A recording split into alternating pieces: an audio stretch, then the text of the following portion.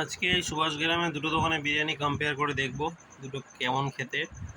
এইটা হচ্ছে সুভাষগ্রাম টিকিট কাউন্টারের সামনে থেকে নেমে গেলে সেই বৌদির দোকান, এটা অনেকেই চেনে, প্রথমটা যেটা নেমে গিয়েই প্রথম দোকানটা। এইটা হচ্ছে কিডনি পোস্ট অফিসের সামনে এই দোকানটা নতুন করেছে।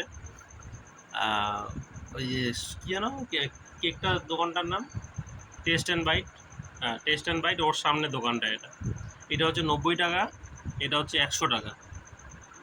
তো দেখা যাক খেয়ে কোনটা কেমন। আর এটা হচ্ছে দুজনেরই শসা ধুয়ে মিক্স করা। এটা হচ্ছে হোমমেড, নিজেরা কাটা।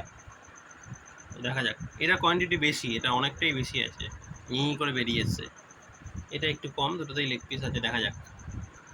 এই বিরিয়ানিটা ঢাললাম থালায়। এইটা হচ্ছে এই কোম্পানির, না এই দোকানের, এইটা হচ্ছে এই বৌদির দোকানের। একটা জিনিস ভালো করে দেখাই, এইটা হচ্ছে এর কালার বৌদির দোকানের। এই হচ্ছে লেগ পিসের সাইজ।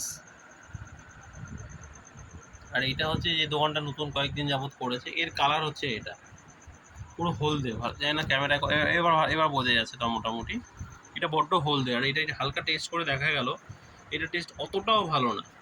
10 টাকা কম হতে পারে লেগ পিসের সাইজ। একটা আলু এক্সট্রা দিয়েছে, যেহেতু আমরা ডিম নিই না, আমরা নিজের থেকেই দিয়েছে বলে একটা তারা আলু না। যাই হোক, এটা টেস্ট কিন্তু সত্যি কথা বলছি, অনেস্টলি রিভিউ, এটা টেস্ট অতটাও ভালো না খেতে।